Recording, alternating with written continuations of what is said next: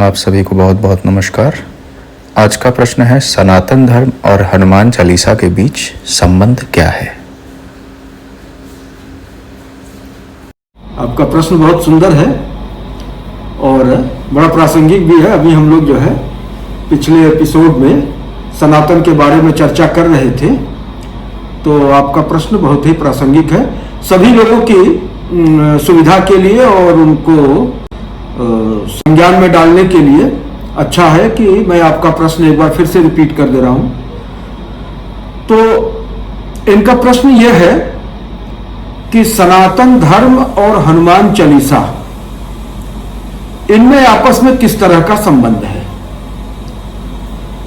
और मैं आप सभी लोगों को ये बताना चाहूंगा कि गोस्वामी तुलसीदास जी ने हनुमान जी की स्तुति में एक छोटा सा स्तोत्र लिखा हुआ है जिसको हनुमान चालीसा कहते हैं, जिसमें 40 चौपाइयां हैं और ये बड़ा ही अद्भुत और महत्वपूर्ण स्तोत्र है। हिंदी में है और हिंदी में होने के कारण ये घर घर में पढ़ा जाता है और घर घर में इसका सम्मान किया जाता है। हनुमान जी की स्तुति के लिए इससे सुंदर और सिद्ध स्तुति मिलना बड़ा मुश्किल है। और जहां तक सनातन धर्म का प्रश्न है, तो सनातन में बहुदेववाद को भी मान्यता दी गई है, मूर्ति पूजा को भी मान्यता दी गई है, शंकर को जो आदि देव माने गए हैं, महादेव माने गए हैं। तो ऐसा माना जाता है कि हनुमान जी उन्हीं शंकर भगवान के पुत्र हैं। शंकर सुवन केसरी नंदन, ऐसा करके हनुमान चालीसा में गोस्वामी तुलसीदास जी ने वर्णन किया है। तो एक तरह से कहा जाए तो सनातन परंपरा को समृद्ध बनाने में, सशक्त बनाने में हनुमान चालीसा का बहुत बड़ा योगदान है और जनप्रिय है। इस तरह से जनप्रिय है कि घर घर में इसका पाठ होता है। और सिर्फ पाठ ही नहीं होता है, बल्कि इससे लोगों की बहुत सारी समस्याएं भी हल होती हैं। विधिवत इसके अनुष्ठान का भी विधान है और इसके अनुष्ठान का बहुत ही फल है। जैसा कि हनुमान चालीसा की फलश्रुति में कहा गया है कि जो सतबार पाठ कर एही, छूटई बंदी महासुख होई। जो यह पढ़ हनुमान चालीसा, होय सिद्धि साखी गौरीसा। तो ये हनुमान चालीसा हिंदुओं के लिए बहुत ही श्रद्धा का केंद्र है और बहुत ही सिद्धिप्रद। इसकी महानता के बारे में तो बहुत लंबा हो जाएगा।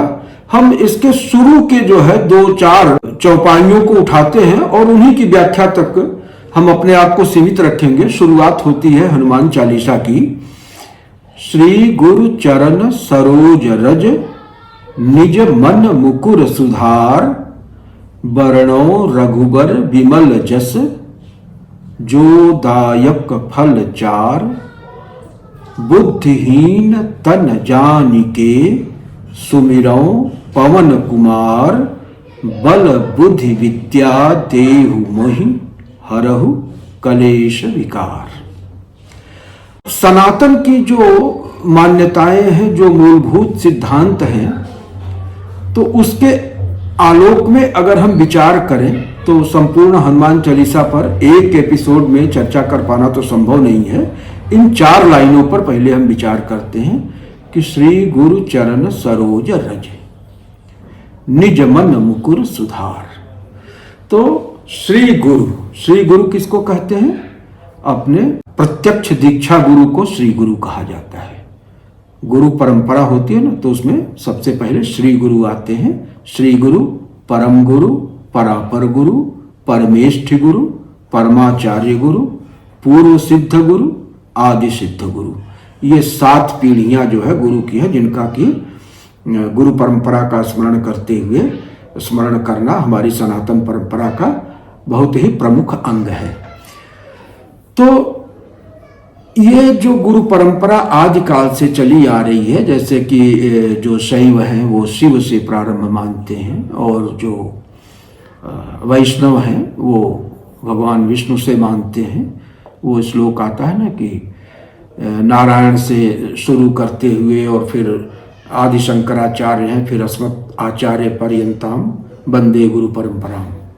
तो वैष्णव लोग जो है भगवान विष्णु से गुरु परंपरा का प्रारंभ मानते हैं, और शैव लोग जो हैं या प्रायः शाक्त भी जो है वो शिव से गुरु परंपरा का आरंभ मानते हैं। तो उसमें श्री गुरु महत्वपूर्ण कड़ी है जो आपको उस महती गुरु परंपरा से जोड़ने का काम करते हैं। अगर इस श्री गुरु की कड़ी ना हो तो आप उस महान गुरु परंपरा से जुड़ ही नहीं पाएंगे। तो इसलिए श्री गुरु का सर्वाधिक महत्व है, और आध्यात्मिक पथ पर बिना श्री गुरु के प्रति पूर्णतः समर्पित हुए एक भी कदम आगे बढ़ पाना संभव नहीं है। तो इसलिए अध्यात्म पथ के जितने भी पथिक हैं उनको अपने श्री गुरु के प्रति पूर्ण श्रद्धावनत होना, उनके प्रति उनके पूरी तरह से शरणागत होना, ये आवश्यक ही नहीं अनिवार्य है। इसलिए देखिए, जब तुलसीदास जी हनुमान चालीसा का प्रारंभ करते हैं तो प्रारंभ ही करते हैं श्री गुरु चरण सरोज रज। तो सनातन की जो पहली मान्यता है कि अध्यात्म के पथ पर बढ़ने के लिए श्री गुरु की शरणागति परम आवश्यक है, उस क्राइटेरिया को उन्होंने यहीं पे जो है फुलफिल कर दिया कि शुरुआत ही इन्होंने किया कि श्री गुरु चरण सरोज रज निज मन मुकुर सुधार। यही वो है जो कि मन रूपी दर्पण को पूरी तरह से स्वच्छ निर्मल बनाने में सक्षम है। बिना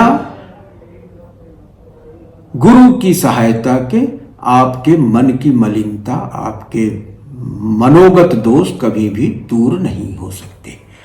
तो श्री गुरु चरण सरोज रज निज मन मुकुर सुधार।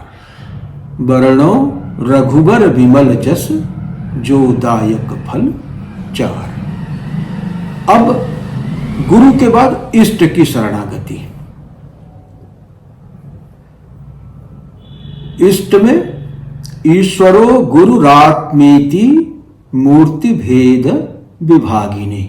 ईश्वर में, गुरु में और साधक की आत्मा में कोई भेद नहीं होता है, ये अभेद है।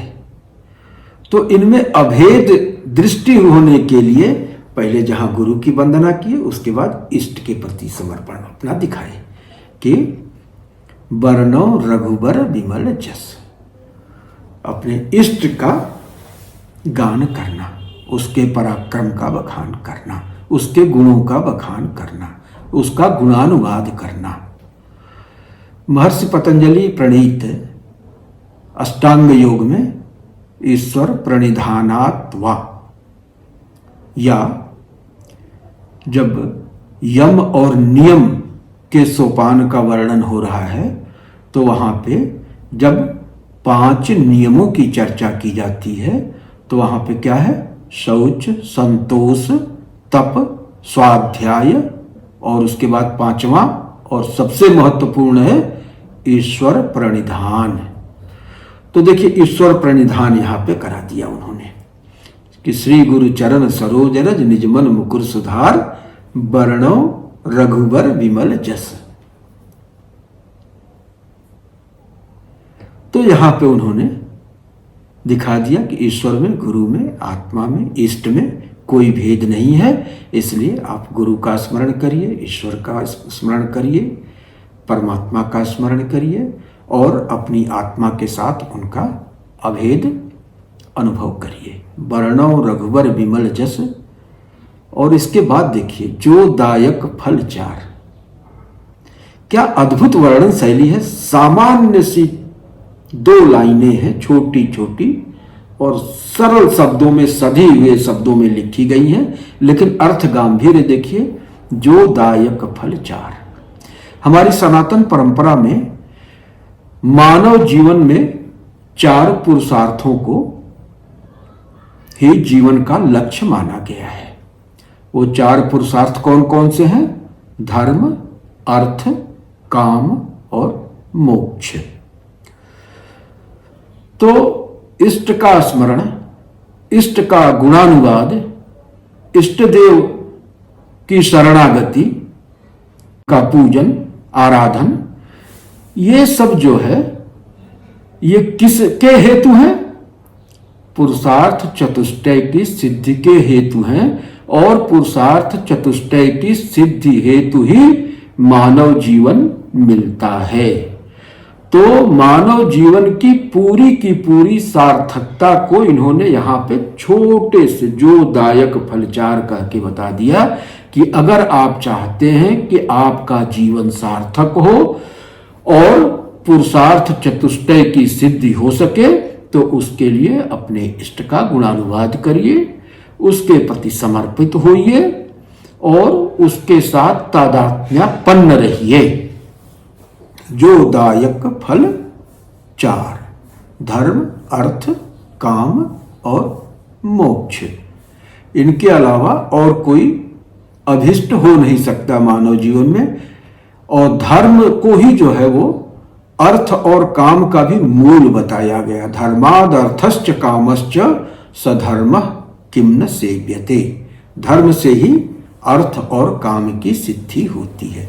तो ये धर्म मार्ग पर प्रेरित कर रहे हैं तुलसीदास जी इस हनुमान चालीसा के माध्यम से। तो पुरुषार्थ चतुष्टय में भी जो सर्वाधिक महत्वपूर्ण और सबका मूल है वो धर्म है। और इस बात को स्थापित करने के लिए इन्होंने कह दिया कि वर्णो रघुबर विमल जस। इस विमल जस के वर्णन के प्रताप से चारों पुरुषार्थ सिद्ध हो जाएंगे। माने ये धर्म के मार्ग पर जब हम चल रहे होते हैं तो हमें पुरुषार्थ चतुष्टय की सिद्धि स्वतः हो जाती है। वर्णो रघुबर विमल जस जो दायक फल 4, बुद्धिहीन तन जान के सुमिरो पवन कुमार, बल बुद्धि विद्या देहु मोहि हरहु कलेश विकार। तो अपनी सीमितता को, ये जो मर्त प्राणी है वो सीमित है, आणव है, इसमें आणव मल समाहित रहता है। और इस आणव मल के चलते ही वो अपनी विभु रूपता से च्युत हो रहा होता है, उसको अपने स्वरूप का अज्ञान होता है, अपने आप को वो सीमित समझता है, जबकि वास्तव में स्वरूपतः वह असीम सत्ता है, विभु है, विराट है, विष्णु है। लेकिन अज्ञान के कारण, आणव मल के कारण वो अपने आप को सीमित समझता है। और सीमित जब समझेगा तो उसकी बुद्धि भी सीमित होगी, उसकी प्राण शक्ति भी सीमित होगी, उसकी क्रिया शक्ति भी सीमित होगी।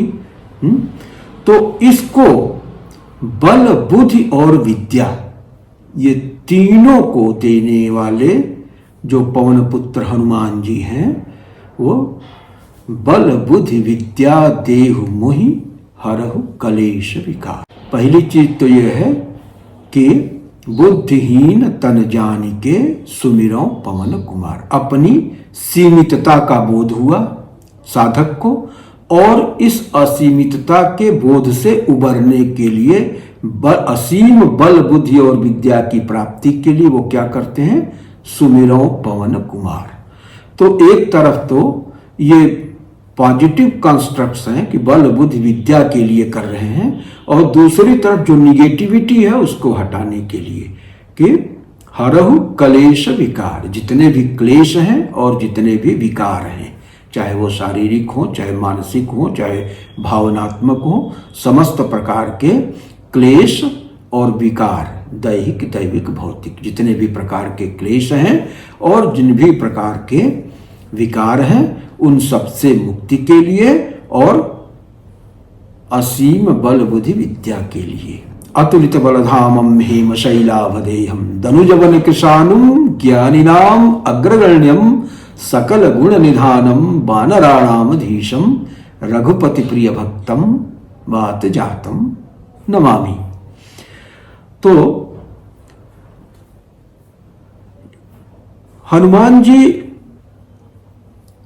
हनुमत तत्व क्या है, समझने की बात यह है कि ये प्राण तत्व है, पवन पुत्र है ना। और जो पवन है, जो व्यष्टि सत्ता के अंदर प्राण शक्ति है, वही बाहर समष्टि में वायु रूपता है ना। तो वायु में और प्राण में, बाहर में वायु है, अंदर में प्राण है। तो पवन पुत्र इसीलिए उनको कहा कि वो प्राण शक्ति है। और प्राणना क्या होती है? चेतना का स्पंद होता है। तो चेतना जब स्पंदित होती है तो चेतना का स्पंद ही चेतना की क्रिया शक्ति है, वही उसकी प्राणना है। तो उससे प्राण शक्ति भी आती है, प्रज्ञा शक्ति भी आती है, मेधा शक्ति भी आती है और क्रिया शक्ति भी आती है। जब तक चेतना में प्राण स्पंद नहीं होगा तब तक न तो बुद्धि का विकास होगा, न प्राणों का संचार होगा इस जड़ देह में, और न ही क्रिया शक्ति का संचार होगा। तो अगर हम चाहते हैं कि इस जड़ देह में, पार्थिव शरीर में बल, बुद्धि और विद्या, बल, बुद्धि और विद्या, इन तीनों तत्वों का असीमित विकास हो, तो उसके लिए हमें पवन पुत्र हनुमान जी, जो साक्षात वो वैश्विक प्राण है, मूर्तिमंद वैश्विक प्राण है, तो उस मूर्तिमंद वैश्विक प्राण सत्ता के प्रति जब हम समर्पित होते हैं तो हमारी चेतना का प्राण स्पंद अत्यंत तीव्र हो जाता है। और इस तीव्र प्राण स्पंद के चलते जो चेतना का हर तरफ प्रवाह चलता है, उससे हमारे अंदर बुद्धि का विकास होता है, उससे हमारे अंदर बल का विकास होता है, और बल, बुद्धि और विद्या। आत्मा का तो चैतन्य का स्वरूप ही है, सत्यम ज्ञानम अनंतम है, लेकिन वो जब तक स्पंदमान नहीं है, स्पंदित नहीं हो रहा है पूरे फुल फोर्स के साथ, तब तक उसका प्रवाह स्थूल शरीर में अनुभव में नहीं आएगा। तो उन प्राण स्पंद का पूरी शक्ति के साथ, पूरी प्रवणता के साथ पूरे शरीर में संचार हो, प्रवाह हो, इसके लिए आवश्यक है कि हनुमत तत्व, जो कि कॉस्मिक वाइटल फोर्स के इम्बॉडीमेंट हैं, उनका सहारा न लिया जाए, उनकी शरणागति न लिया जाए। तो इसलिए जो है जन सामान्य के अंदर, मानव मात्र के अंदर सद्बुद्धि के विकास के लिए, बल के विकास के लिए और विद्या के विकास के लिए तुलसीदास ने एक बहुत बड़ा अस्त्र जन जन को उपलब्ध करा दिया। और ये अस्त्र, इसका संधान इतना सुलभ है, इतना आसान है कि इसका संधान कोई भी कम से कम पढ़ा लिखा व्यक्ति भी कर सकता है। तो ये भगवान हनुमान जी के प्रति जो है, जो तुलसीदास जी ने उनको जन जन को सुलभ कराया, ये मानवता के लिए उनका बहुत बड़ा योगदान है। और हम इतना ही कहेंगे कि ये जो अमूल्य अस्त्र तुलसीदास जी ने हनुमान चालीसा के रूप में एक जन सामान्य को, वो चाहे पढ़ा हो न पढ़ा हो, उसने बहुत वेद शास्त्र पुराणों को जाना हो न जाना हो, उसके पास विद्वत जनों का, साधु जनों का, महात्माओं का संगति संभव न हो, वो भी छोटा सा 2 रुपए का, 5 रुपए का हनुमान चालीसा कहीं से खरीद के और बड़े आराम से इसका पाठ कर सकता है। और इसका पाठ करते हुए अपने अंदर शक्ति का आधान कर सकता है, जो हनुमान जी की उपासना से प्राप्त होगी। तो इन्हीं शब्दों के साथ हम आज अपनी वाणी को यही विराम देते हैं और फिर अगले एपिसोड में इसकी अन्य पंक्तियों के ऊपर हम लोग चर्चा करेंगे।